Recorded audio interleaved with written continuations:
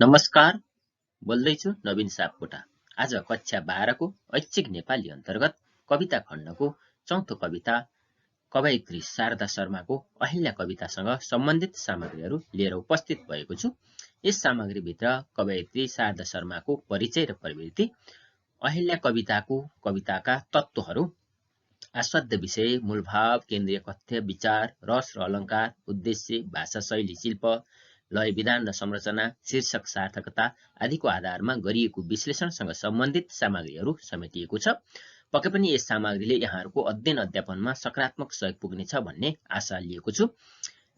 यहाँहरूलाई यो सामग्री कस्तो लाग्छ कृपया सल्लाह, सुझाव र प्रतिक्रिया दिन नभुल्नुहोला। यदि यहाँहरू यस च्यानलमा नयाँ हुनुहुन्छ र यस्तै खालका सामग्रीहरू हेर्न र सुन्न चाहनुहुन्छ भने कृपया यस च्यानललाई सब्स्क्राइब गरिदिनुहोला र सँगैको बेल आइकनलाई पनि थिचिदिनुहोला। लौ त सुरु गरौँ आजको विषयवस्तु। आउनुहोस् अब सुरु गरौँ आजको विषयवस्तु। सबैभन्दा पहिला कवयित्री शारदा शर्माको परिचय। कवयित्री शारदा शर्माको जन्म विक्रम सम्वत 2015 साल कार्तिक 4 गते माता राधाकुमारी शर्मा र पिता डाक्टर महेश्वर शर्माकी पुत्री रत्नका रूपमा थुमगाउँ चिलाउनेबास स्याङ्जा जिल्लामा भएको हो। उनको प्रारम्भिक बाल्यकाल पोखरामा बित्यो। प्रशासक बाबु महेश्वर शर्माको जहाँ जहाँ सरुवा हुन्थ्यो उनी त्यहाँ पुग्थिन्।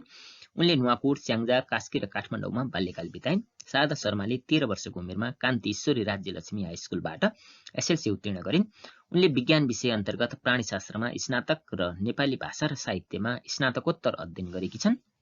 शारदा शर्माले नेपाल परिवार नियोजन सङ्घमा आबद्ध भई कार्य गरिन्। उनले परिवार कल्याण सम्बन्धी अन्तर्राष्ट्रिय संस्था आइपिपिएफको दक्षिण एसियाली क्षेत्रीय कार्यालय भारतको नयाँ दिल्लीमा कार्यक्रम अधिकारीका रूपमा पनि कार्यरत भई सेवा गरिन्। जागिरबाट नै यौन तथा प्रजनन स्वास्थ्यका बारेमा फराकिलो दृष्टिकोण बनाउनुका साथै घर चलाउन सजिलो भएको उनको अनुभव छ। शारदा शर्मा जति शिक्षित छन् त्यसभन्दा बढी उनी बौद्धिक छिन्।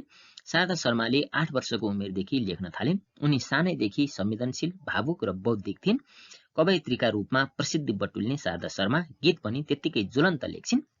त्यसैले उनी नेपाली साहित्य आकाशमा चर्चित छिन्। उनको पहिलो प्रकाशित रचना पनि कविता नै थियो। 2039 सालमा बीपी विशेषाङ्कका रूपमा प्रकाशित पूजा पत्रिकामा शारदा शर्माको नहार्ने योद्धालाई मेरो बधाई शीर्षकको कविता प्रकाशित भएको थियो। साथै उनको प्रथम कृति सीमान्त अनुभूति 2044 पनि कविता सङ्ग्रह नै थियो।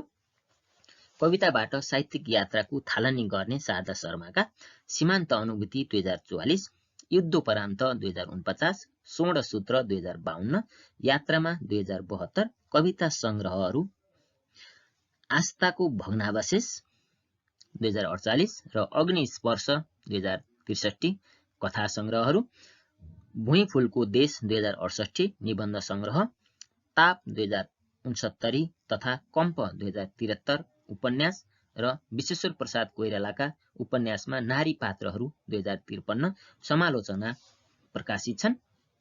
उनलाई ताप उपन्यासका लागि पद्मश्री पुरस्कार 2068बाट सम्मानित गरिएको छ। अब कवयित्री शारदा शर्माका कवितागत प्रवृत्ति तथा विशेषताहरूलाई हेरौँ। नेपाली भाषामा कविता, कथा र निबन्ध लेखेर ख्याति कमाउने स्रष्टामध्ये शारदा शर्मा पनि एक हुन्। शारदा शर्माका लेखनमा भावना र बौद्धिकताको बराबरी आत्मीयता जोडिएको हुन्छ। खास गरी सामाजिक, साहित्यिक, धार्मिक विषयलाई प्राथमिकता दिने शारदा शर्मा विषयगत विविधतामा रुचि राख्ने कवि हुन्। अधिकांश विषयलाई आध्यात्मिक निचोडको किनारमा पुर्याउने शर्मा नारी संवेदनाका विभिन्न पक्षहरू केलाउन समर्थ छिन्। जीवन भोगाएका समसामयिक दृष्टान्तहरू उनका कविताका आकर्षक विषय हुन्। जीवन र जगतको आख्यानीकरण, विद्रोह, दार्शनिकता, वैचारिक दृढता, पाठकको संवेदना छुने कलाले उनका कविताहरू अत्यन्त मार्मिक बनेका छन्।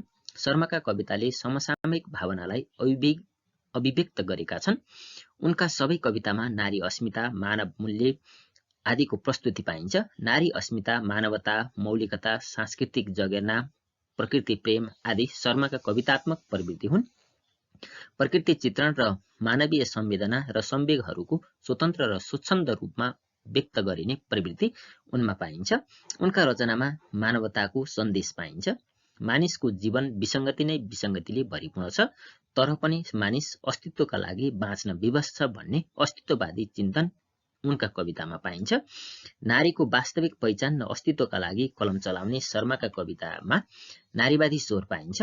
उनले प्रत्येक नारी पात्र अस्तित्वको खोजीमा भौतारिरहेको वास्तविकताको चित्रण गर्दै आफ्ना कवितामा नारीवादी चेतना अभिव्यक्त गरेकी छन्। शर्माका कवितामा एक किसिमको तीव्र विरोध पाइन्छ। समाजले निम्त्याएका विभेदकारी नियमहरूको स्पष्ट अभिव्यक्ति पाइन्छ। विभेदमूलक समाजबाट हुने गरेका क्रियाकलापहरूको दुष्परिणाम पाइन्छ। पुरुषको हैकमी रवाफ र दासत्वपूर्ण मनोवृत्तिको भण्डाफोर पाइन्छ। यौन पिपासु पुरुषप्रति घृणा र तिरस्कारको भाव पाइन्छ। केही समालोचकहरूले शारदा शर्मालाई मुटु र विवेकको दोभान मानेका छन्। विभिन्न समालोचकहरूका भनाइअनुसार शारदा शर्माका कलममा स्रष्टा, सृष्टि र दृष्टिको त्रिमणि भेटिन्छ। उनका कवितामा जीवनको भोगाई हुन्छ, मान्छेको रुजाई हुन्छ र अदृश्य सोचाइ हुन्छ। स्वाभिमान उनको शिरको ताज हो।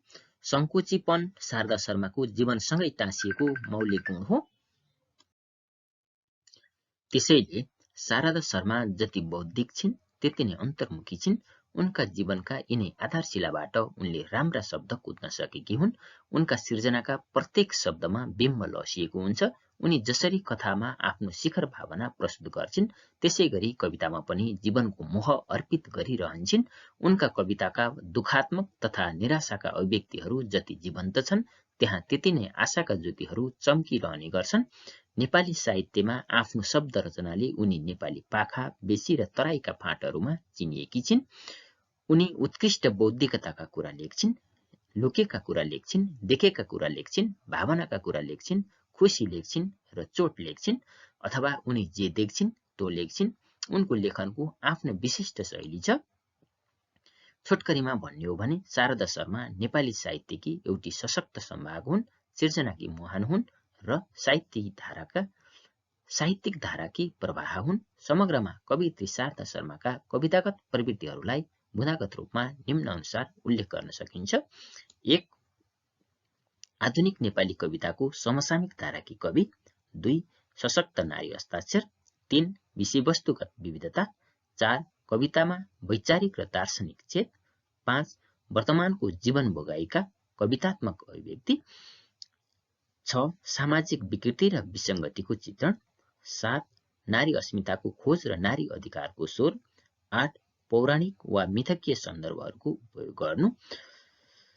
9. निराशा, कुण्ठा, व्यवस्था र नियति जस्ता विषयहरूको चिरफार गर्नु। 10. रूढिग्रस्त सामाजिक मूल्य मान्यताका विरुद्ध विद्रोहको आवाज प्रस्फुटन। 11. कुनै वाद र सिद्धान्तको आड नलिई स्वतन्त्र लेखनमा रमाउने प्रवृत्ति। 12. सरलताभित्र सूत्रात्मकता र प्रतीकात्मकताको उपयोग गर्नु। 13. अस्तित्ववादी चेतनाको अभिव्यक्ति। 14. सरल सहज भाषाशैलीको प्रयोग। 15. गद्यात्मक प्रस्तुतिमा आन्तरिक लयात्मक अभिव्यक्ति दिन सफल कवि आदि। अब अहल्या कविताको विश्लेषणतिर लागौं। सबैभन्दा पहिला आस्वाद्य विषयवस्तु। अहल्या कविता शारदा शर्माको यात्रामा 2072 कविता संग्रहमा संग्रहित कविता हो। यो नारीवादी विचार प्रवाह गर्ने कविता हो। कवितामा नारी शोषण, दमन, अन्याय र अत्याचारका घटनालाई मूल विषय बनाइएको छ। इतिहासको लामो कालखण्डमा नारीहरू सधैँ संघर्षको जाँतोमा पिसिएको, पुरुष सर्वसत्तावाद हावी भएको, नारीले आफ्नो अस्तित्व साबित गर्न पटक पटक अग्निकुण्डमा होमिनु परेको आदि सन्दर्भहरू कवितामा उजागर गरिएको छ। कविताले अहल्या र स्वर्गका राजा इन्द्रको अप्राकृतिक यौन सम्बन्ध, महर्षि गौतमले अहल्यालाई पत्थर बनेर बस्न दिएको श्राप तथा इन्द्रका शरीरमा 1000 योनिले ढाकुन् भनेर दिएको श्राप, उक्त श्रापको मोचनका उपाय, इन्द्रले गरेको ब्रह्महत्याको पाप र त्यसको निवारण तथा भगवान रामले सीतालाई लिएको अग्नि परीक्षा आदि धार्मिक पौराणिक मिथकहरू प्रस्तुत गरिएको छ। यी मिथकका साथसाथै वर्तमान समयमा नारीमाथि भइरहेको बलात्कार, शोषण, अन्याय, अत्याचारका घटनाहरू पनि कवितामा विषयवस्तु बनेका छन्। यसरी नारी अस्तित्वको स्वीकार तथा अधिकारको स्थापना नै कविताको आस्वाद्य विषय रहेको देखिन्छ। अब अहल्या कविताको मूलभाव, केन्द्रीय कथ्य र विचारलाई हेरौं। अहल्या कवयित्री शारदा शर्माद्वारा लेखिएको नारीवादी कविता हो। यस कवितामा पौराणिक विषयवस्तुलाई आधार बनाई आधुनिक नारीवादी चेतनाको अभिव्यक्ति दिएको छ। कवितामा रामायणीय मिथकको उपयोग गरी समसामयिक युगको नारी समस्याको चित्रण गरिएको छ। स्वर्गका राजा भनिएका इन्द्रको छलबाट बलात्कृत हुन पुगेकी अहिल्याका माध्यमबाट वर्तमान समयका नारीहरूको अवस्था देखाउने काम यस कवितामा गरिएको छ। गौतम ऋषिकी पत्नी परम सुन्दरी अहिल्याको सौन्दर्यबाट मुक्त भएका स्वर्गका राजा इन्द्रले तिनै गौतम ऋषिको वेश धारण गरेर अहिल्याको बलात्कार गरेको र उल्टै गौतम ऋषिबाट पृथ्वीमा ढुङ्गो बनेर बस्नुपर्ने श्राप पाएकी अहिल्यारूपी ढुङ्गालाई भगवान श्रीरामले खुट्टाले स्पर्श गरेपछि मानिस नै बनेको मिथकीयतालाई कविताको मुख्य विषय बनाइएको छ। एउटी निर्दोष नारीले बेहोर्नु परेको यातनाहरूको एक हिसाब खोजी गरी नारी चेतनालाई सबल बनाउनु पर्ने अवस्था आएको छ भन्दै कविले नारीको सम्मान गर्ने र नारीको मुक्तिको कामना गर्ने रामसँग यी प्रश्नहरूको उत्तर खोजेकी छन्। कवितामा सुदूर परापूर्वकालदेखि नै दुःखका परतहरू थपिँदै र जम्दै जाँदा म ढुङ्गो बनेकी थिएँ, कसैमाथि पनि विश्वास भएन। राम, तिमीले छुँदा श्राप मुक्त भई बिउजिएपछि मनभित्रका पत्थर पीडा फेरि ताजा भएर बस्न थाले। मलाई छलेर बलात्कार गर्ने स्वर्गको राजा इन्द्र भने अप्सराहरूद्वारा घेरिएर भोग विलास गरिरहेकै छ। शक्तिले मदोमन्त उसलाई ब्रह्महत्याको पाप र बलात्कारको बात लाग्दैन। उसले किन पतित हुनु पर्दैन? नारीले किन प्रत्येक महिना रजस्वला हुँदा अछुत जस्तै भएर मूल्य चुक्ता गर्नुपर्छ? इन्द्रलाई ब्रह्महत्याको पाप र शरीरभरि हजारौं योनिको श्रापबाट चाँडै मुक्त गरेर मलाई मात्र किन दण्डित गरियो? राम, म लैङ्गिक भेदभाव भएको त्यही बेलादेखि मूर्छित छु। बलात्कार गर्ने, मुद्दा हराउने, बयान फेर्ने, उचाल्ने र पछाड्ने आधुनिक इन्द्रहरू निष्फिक्री सम्मानका साथ घुमिरहेका छन्। राम, म पुरुष शक्तिको बौलाहा आँधीले निलेकी पूजा, निर्मला र भागीरथी अहिल्याको आधुनिक संस्मरण भएकी छु। राम, मैले लामो कालखण्डसम्म ढुङ्गो बनेर अपमानको विष पिएको र आँसुका धारा बगाएको हिसाब गरी म माथि न्याय हुन्छ कि हुँदैन? कवितामा रामलाई सम्बोधन गर्दै अझ अगाडि भनिएको छ, राम कुनै अपराधीको मुद्दाको पेशी सरेको सरै छ भने कुनै मुद्दा जितेर राज्यको जयमाला लगाएर घुमिरहेका छन्। राम, यस्तो प्रतिकूल सामाजिक र कानुनी व्यवस्थामा म नारीले शिर ठाडो गरेर कसरी जिउनु? बरु लज्जा र ग्लानीको भारले यो धरती फाटेको भए म त्यही समाहित हुने थिएँ। बलात्कार, हत्या, हिंसामा संलग्न पुरुषले सामाजिक लान्छना भोग्नु पर्दैन र मुद्दालाई मोडेर कानुनी सफाई दिइन्छ। राम, तिनलाई किन पाप लाग्दैन र नारीले मात्र किन शक्तिहीन, आरोपित तथा कुण्ठित भएर बस्नुपर्छ? राम, मुर्दा बनिसकेकी मैले तिम्रो स्पर्शबाट जीवन्त पाएँ, तर न्याय र मुक्ति भने पाइन। राम, तिमीले कहिल्यै निको नहुने घाउ जस्तो नजिर बसाएर अर्थात् पुरुष सत्ताको पक्षपोषक भएर सीताको अग्नि परीक्षा किन ल्याऊ भन्ने कथन र सन्दर्भ सहित पौराणिक पात्र र प्रसङ्ग मार्फत विगतदेखि वर्तमानसम्मका नारी जातिले भोग्नु परेका बलात्कार, यौन शोषण, हिंसा, अन्याय र भेदभावको अभिव्यञ्जना गरिएकोले यो उत्कृष्ट नारीवादी कविता बन्न पुगेको छ। यसरी नारी सौन्दर्यबाट मुक्त भएका पितृसत्ताका प्रतिनिधि पुरुषहरूले अहिल्या जस्ता नारीहरूको सतीत्व लुटिरहेको सन्दर्भलाई कवितामा कारुणिक तरिकाले प्रस्तुत गरिएको छ। कविले नारीलाई शोषण गर्ने र उनीहरूको अस्तित्व लुट्ने परम्पराको थालनी देवताहरूबाटै भएको सन्दर्भ उठाउँदै लामो समयदेखि ढुङ्गा बनेर श्राप भोगिरहेकी अहिल्या रामको पाउबाट स्पर्श पाएपछि मानवमा रूपान्तरित भएको प्रसङ्गलाई कवितामा प्रस्तुत गरेकी छन्। इन्द्र जस्ता कामुक पुरुषका कारण अहिल्या जस्ता पतिव्रता अबोध नारीहरू पत्थर बनेर फालिएको सन्दर्भ कवितामा अभिव्यक्त भएको छ। अहिल्यालाई छलकपट गरी बलात्कार गर्ने स्वर्गका राजा इन्द्र अहिले पनि आफ्नो गल्ती स्वीकार्ने अवस्थामा छैनन्। उनी जे जस्तो कर्ममा लागेका छन् ती कार्य न आलोचित छन्, न त कसैले उनीमाथि औँलो ठड्याउने हिम्मत नै राख्छन्। बरु उनी अरू शक्तिशाली बनिरहेका छन्। उनलाई बलात्कारको बात लाग्दैन, ब्राह्मण हत्याको पाप लाग्दैन, उनको इज्जत र प्रतिष्ठामा कुनै असर परेको छैन भन्दै कविले इन्द्रलाई पितृसत्ताका सबैभन्दा शक्तिशाली प्रतिनिधिका रूपमा प्रस्तुत गरेकी छन्। अबोध र शान्त पतिको नाजायज फाइदा लिएर पत्नीको इज्जत लुट्न तम्सिने इन्द्र जस्ता कुत्सित पुरुषहरूका कारण महिलाको अस्तित्व सङ्कटमा परेको हो। कवितामा विभिन्न कुकर्ममा संलग्न पतिका दोषहरूका लागि नारी नै व्रत बस्नुपर्ने नमिल्दो सामाजिक संस्कारप्रति प्रहार गर्ने काम पनि गरिएको छ। पुरुषले कुकर्म गरेर पनि दोषको भागीदार हुनु नपर्ने असमान सामाजिक संरचनाप्रति असहमति प्रकट गर्दै यस्तो असमान विभेदकारी सामाजिक संरचनाको जड पितृसत्ता भएको कुराको प्रस्तुति कवितामा गरिएको छ। अहिल्या कवितामा नारीलाई शोषण गर्ने तथा बलात्कार गर्ने बलात्कारीहरू हाम्रै समाजमा इज्जत र प्रतिष्ठाका साथ घुमिरहेका छन्, तर नारी सधैँ उत्पीडित बनेर बाँच्न विवश छन् भन्ने कुरा देखाइएको छ। शक्तिका आधारमा न्यायमूर्ति स्थापित छन्। आफू पवित्र बन्नका लागि पटक पटक बयान परिवर्तन गर्ने र शक्तिका आधारमा आफू निर्दोष रहेको प्रमाणित गर्न चाहने व्यक्तिको समाजमा खाँचो छैन। रातारात प्रमाण परिवर्तन गरेर दोषीलाई निर्दोष बनाउने खेलमा समाज लागिरहेको छ। तिनै बलात्कृत अहिल्याको नयाँ रूप बनेर अहिले निर्मला पन्त, भागीरथी भट्ट, पूजा विख जस्ता नारीले पुरुषबाट भोग्नु परेका अत्यन्तै घृणित क्रियाकलापको चर्चा गर्दै नारीमाथि हुने गरेका शोषण तथा दमनको श्रृङ्खला निरन्तर चलिरहेको विषय नै कवितामा मूल भाव बनेर प्रस्तुत भएको छ। नारीलाई सम्मान गर्ने भनिएका मर्यादा पुरुषोत्तम श्रीरामले समेत आफ्नी पत्नी सीताको चरित्रमा विश्वास गर्न नसकेको प्रसङ्ग व्यक्त गर्दै समाजमा जतिसुकै आदर्शवादी पुरुष भए पनि उनीहरूको नारीप्रतिको दृष्टिकोण सकारात्मक नभएको र यस्तो प्रवृत्ति परिवर्तन नभएसम्म नारीहरू सधैँ समाजमा उत्पीडित बन्नुपर्ने मुख्य विचार कवितामा प्रकट भएको छ।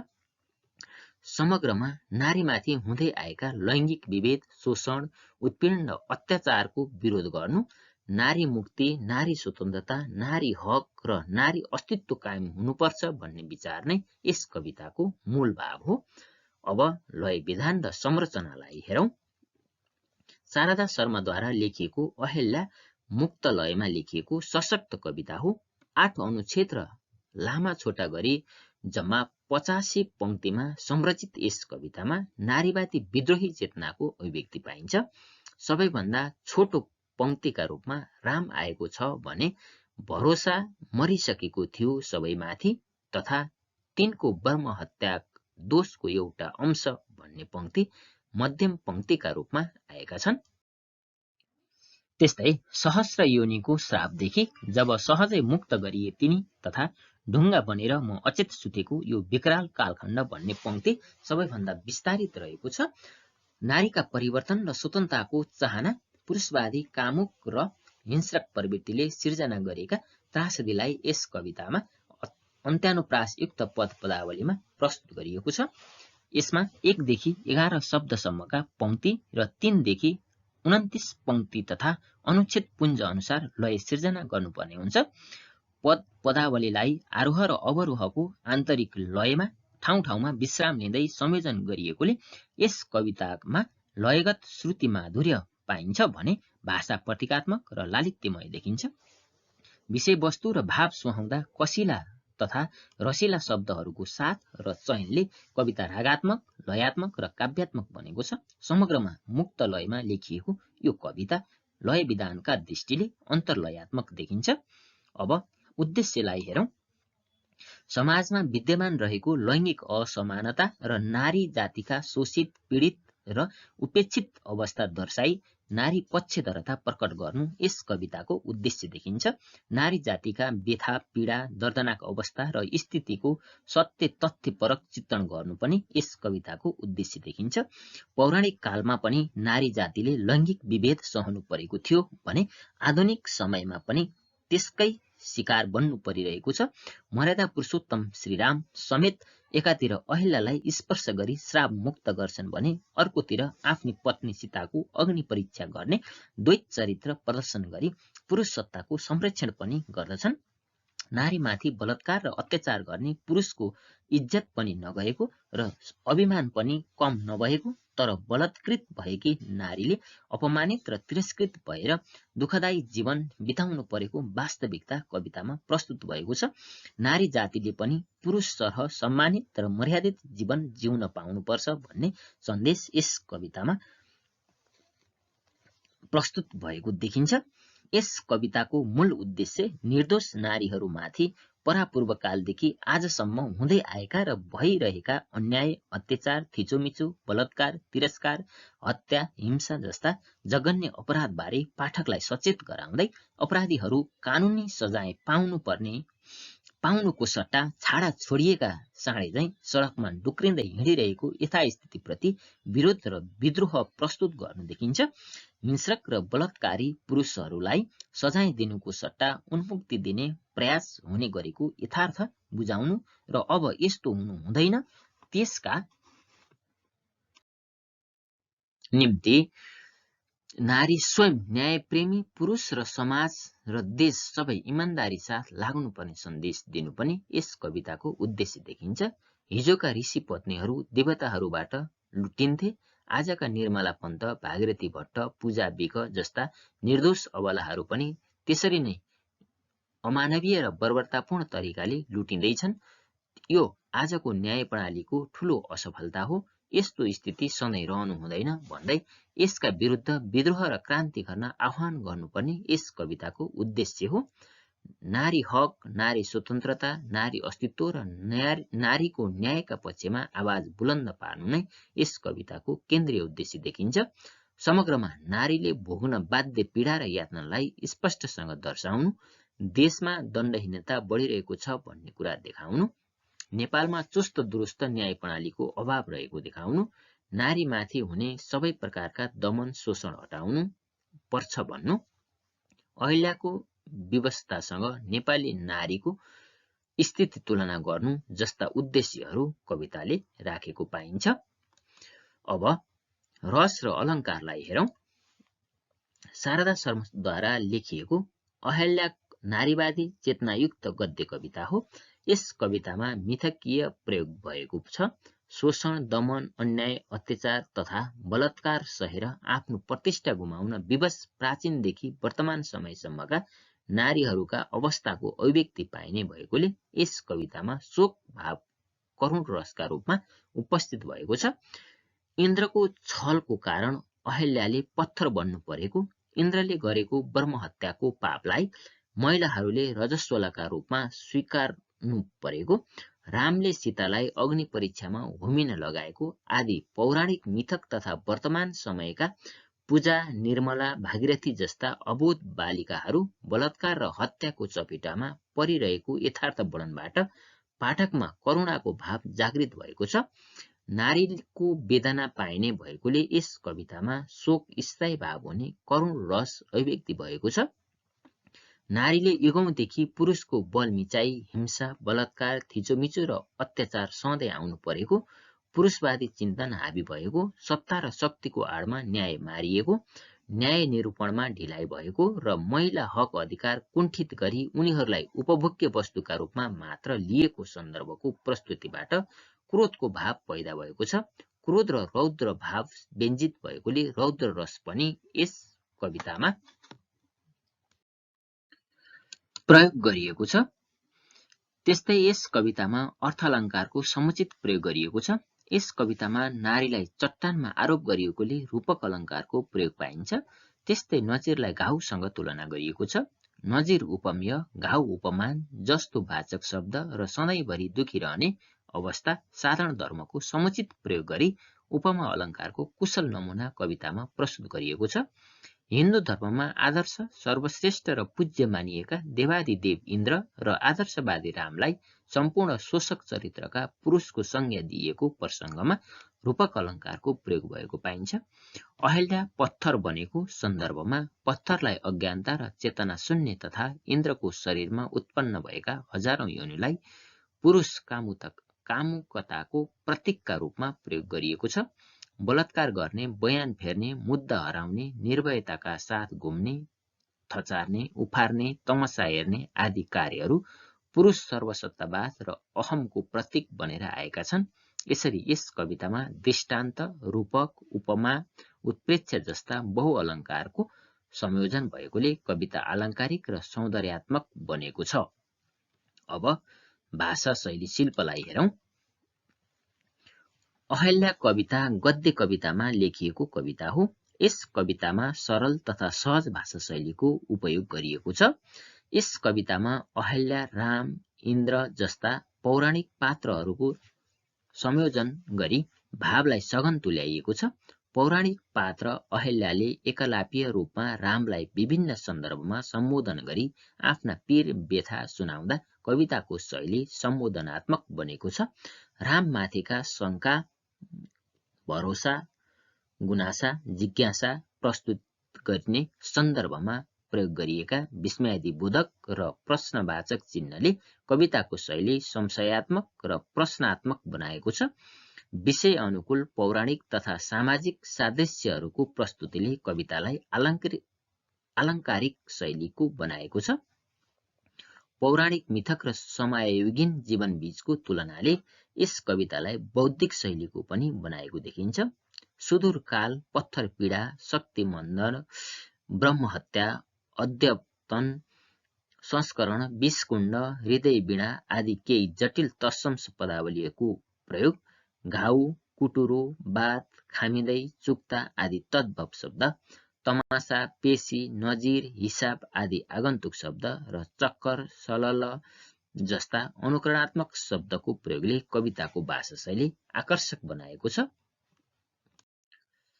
समग्रमा छोटा छरिता वाक्यांश, अर्थपूर्ण तार्किक प्रस्तुति, समसामयिक जटिलता बुझाउन, मिथकीय कथनको तुलनात्मक प्रयोग आदिका कारणले अहल्या कविताको भाषा शैली प्रयोगधर्मी बनेको पाइन्छ। अब शीर्षक सार्थकतालाई हेरौं। प्रस्तुत कविता नारीवादी चेतनाको कलात्मक अभिव्यक्ति दिने अस्तित्ववादी कविता हो, जसको शीर्षक अहल्या नाम शब्दबाट राखिएको छ। अहल्या प्रसिद्ध पौराणिक पात्र गौतम ऋषिकी परम सुन्दरी पत्नीको नाम हो। यसमा पौराणिक सन्दर्भको पृष्ठभूमिमा सामाजिक यथार्थको चित्रण गरिएको छ। पौराणिक पात्र र प्रसङ्ग मार्फत विगतदेखि वर्तमानसम्मका नारी जातिले भोग्नु परेका बलात्कार, यौन शोषण, हत्या, हिंसा, अन्याय र भेदभावको अभिव्यञ्जना गरिएको र विषयवस्तु बनाइएको हुनाले यस कविताको शीर्षक छोटो, उपयुक्त र सार्थक छ। गौतम ऋषिकी पत्नी अहल्यालाई कवितामा बिम्बात्मक रूपमा प्रस्तुत गरिएको छ। अहल्याको सौन्दर्यमा लट्ठ भएका कामुक इन्द्रले उनको अस्मिता लुटेको सन्दर्भसँगै वर्तमान समयका निर्दयीपनबाट ग्रसित निर्मला, पूजा र भागीरथी जस्ता निर्दोष चेलीहरूको प्रसङ्गलाई जोडिएको छ। इन्द्रबाट लुटिनु अहल्याको दोष थिएन, तर देवताको विवेकहीनताका कारण उनले श्रापित भएर ढुङ्गो भई बस्नु परेको थियो। आज निर्मला, पूजा र भागीरथीहरूले पनि अहल्याको नियति भोगिरहेका छन्। अहल्या पितृसत्तात्मक उत्पीडनमा शिकार भएकी नारी हो। यस पात्रलाई प्रतीक बनाएर सदियौंदेखि उत्पीडनमा परेका नारीहरूको सङ्कटग्रस्त अस्तित्वलाई उदात्तीकरण गर्ने काम यस कविताका मार्फत गरिएको र नारी अस्मिताको पक्षमा सशक्त आवाज मुखरित गरिएकोले यस कविताको शीर्षक विषयवस्तु अनुसार सार्थक रहेको देखिन्छ। हस्त आजको विषयवस्तु यति नै। यहाँलाई यो सामग्री कस्तो लाग्छ कृपया सल्लाह, सुझाव र प्रतिक्रिया दिन नबिर्सनुहोला। यदि यहाँहरू यस च्यानलमा नयाँ हुनुहुन्छ र यस्तै खालका सामग्रीहरू हेर्न र सुन्न चाहनुहुन्छ भने कृपया यस च्यानललाई सब्स्क्राइब गर्न नभुल्नुहोला र सँगैको बेल आइकनलाई पनि थिचिदिनुहोला। फेरि अर्को सामग्रीमा भेट हुने नै छ। त्यतिन्जेलसम्मको लागि बिदा चाहन्छु। नमस्ते।